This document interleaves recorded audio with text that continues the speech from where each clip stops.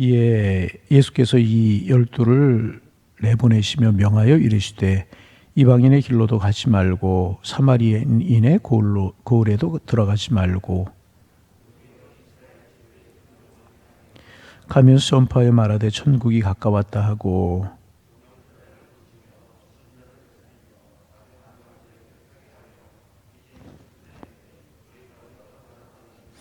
너희 전대에 금이나 은이나 동을 가지지 말고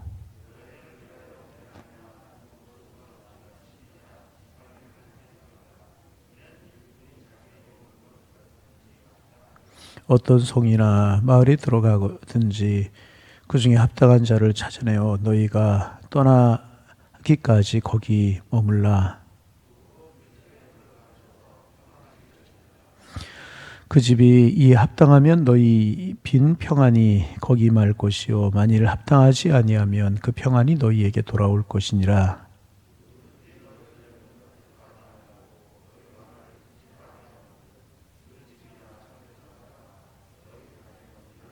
함께 보십니다. 내가 진실로 너희에게 이르노니 심판날에 소돔과 고모라 땅이 그 성보다 견디기 쉬우니라. 아멘. 오늘도 주님 동행하시는 축복의 날 되기를 소망합니다. 그래서 행복하시고 평안한 하루 되시기를 바랍니다. 하나님의 사람들은 늘 기쁘게 살아갈 수 있어야 돼요. 기쁜 날 되시기를 바랍니다. 12명의 제자를 부르셨어요. 우리가 지난주하고 어제까지 12명의 제자들 한 사람 한 사람 묵상하면서 은혜를 나누었어요. 베드로는 이런 사람이었고 성경에 이런 기록이 있고 이런 특성이 있었고 안드레는 이런 사람이었고 빌립은 이런 사람이었고 도마는 이런 사람이었다. 어제 가룟 유다를 마지막으로 12명의 제자에 관해서 조금 길게 한 6일 동안 우리가 이제 나누었어요. 12명의 제자를 부르신 예수님께서 1절 말씀에 기록되어 있는 것처럼 더러운 귀신을 쫓아내고 모든 병과 모든 약한 것을 고치시는 권능을 제자들에게 이제 주셨습니다. 그리고 그들을 세상으로 내보내시는 거예요.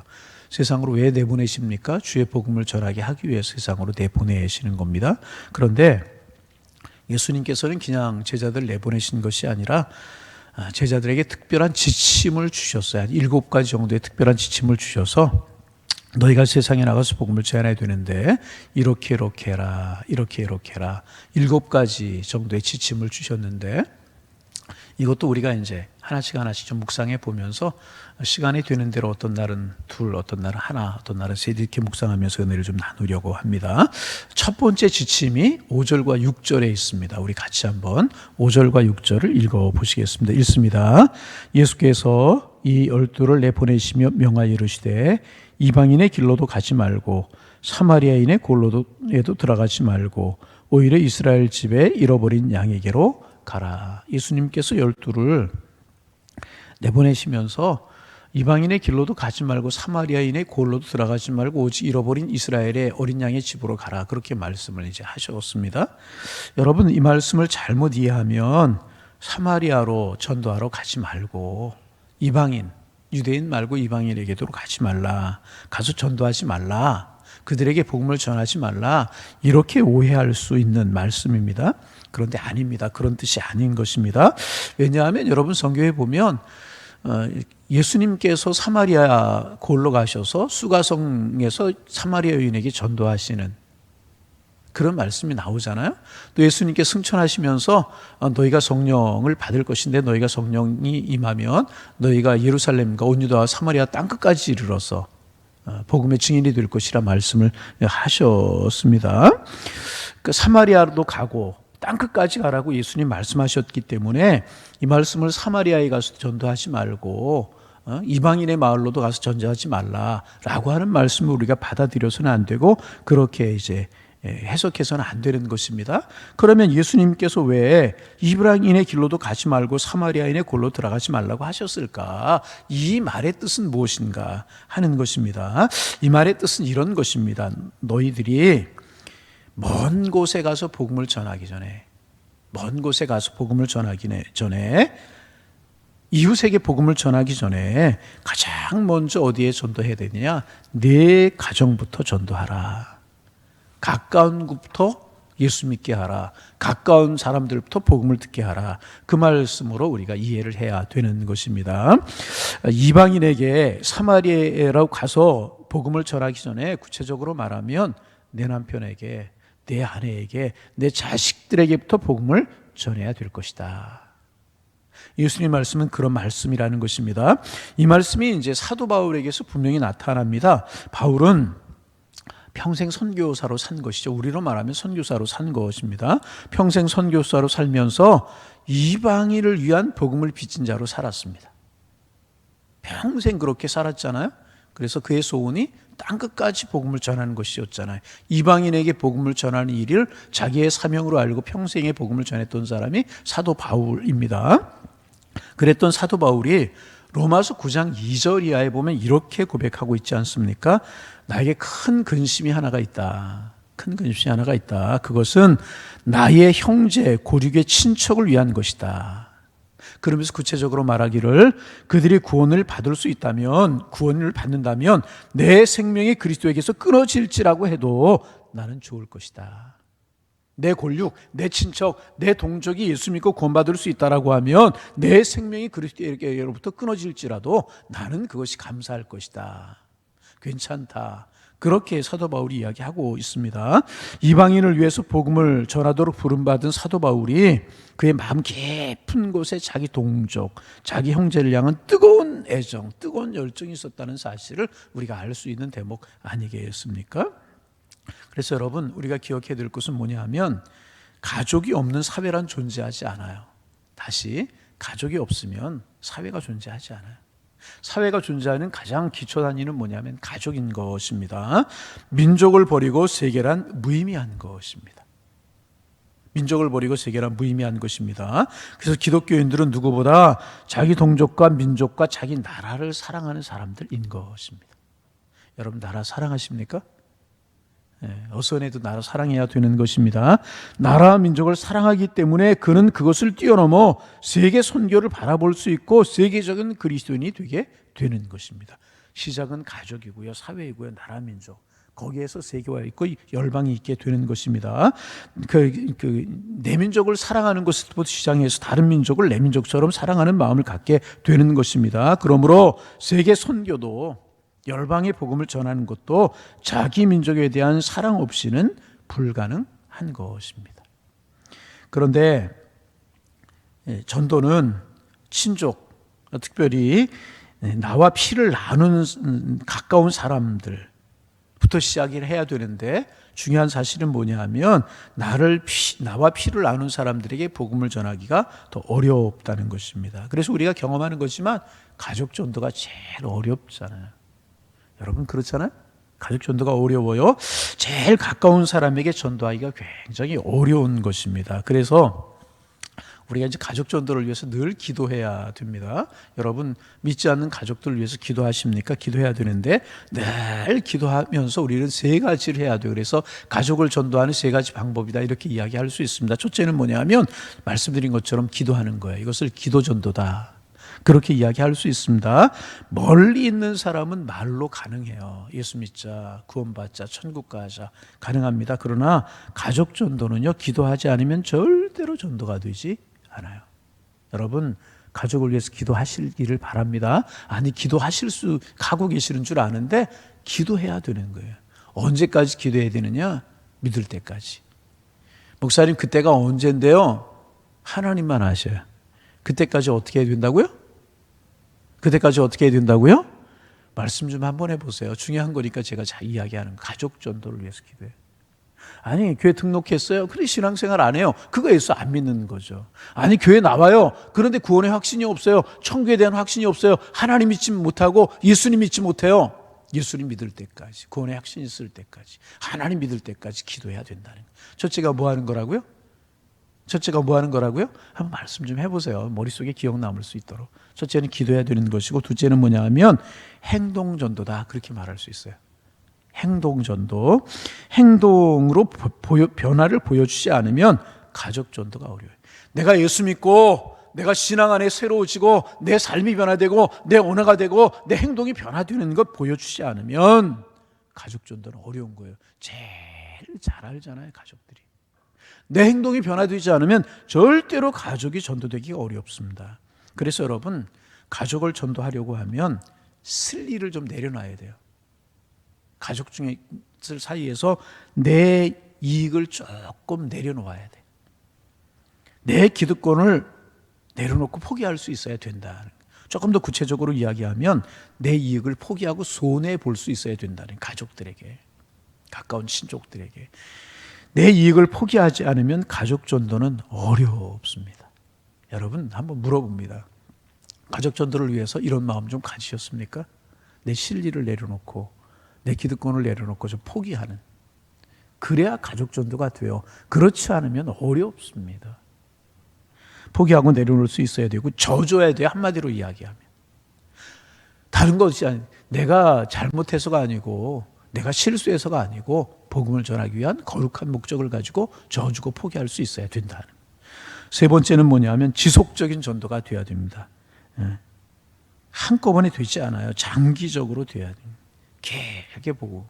저도 이제 저희 몇 번 말씀을 드렸지만은 저희 가족이 예수 믿지 않는 가족이었었어요.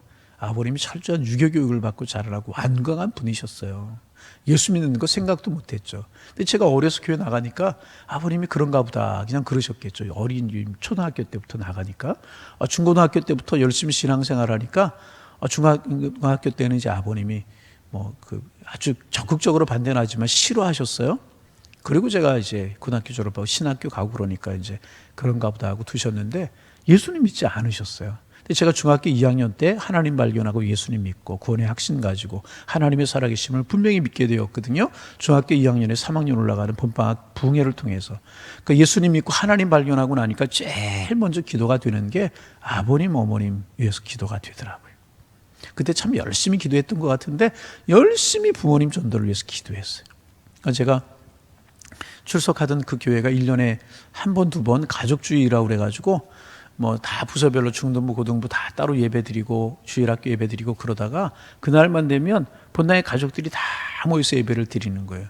가까이 중고등부에서 예배를 드리던 그런 친구들이, 저하고 예배를 드리던 친구들이 다 어머니, 아버지 옆에 앉아서 예배를 드리는. 그럼 저만 한 적 저 구석에 혼자 앉아서 예배 드리고 마음이 그렇게 아팠어요. 울면서 예배를 드리고 그러면서 부모님을 위해서 기도했던 그런 것이 기억이 나는데, 제가 얼마나 기도했나 그리고 봤더니 부모님 구원을 위해서 어머님 한 10여 년, 2년 정도 기도하고 어머니 출석하셨고 아버님 한 15년, 16년 이상 걸린 것 같아요. 중요한 사실은 예수 믿고 돌아가셨어요. 좀 일찍 돌아가셨는데 어머니 70살에 돌아가셨고 아버님은 76세 돌아가셨나? 7에 그렇게 돌아가셨는데 예수 믿고 돌아가셨어요. 다시 말하면 우리가 기도하면 하나님이 이루어 주신다는 거예요. 세 가지를 우리 꼭 기억하실 수 있기를 바랍니다. 첫째는 뭐라고 그랬어요? 기도전도. 기도전도. 둘째는 행동전도. 행동전도가 뭐라고요? 내가 변화된 모습을 가족들에게 보일 수 있어야 돼요. 예수 믿고 달라진 모습을 보일 수 있어야 돼요. 손해나는 모습, 손해보는 모습, 내 기득권을 내려놓을 수 있어야 된다는 거죠. 가족들 중에서.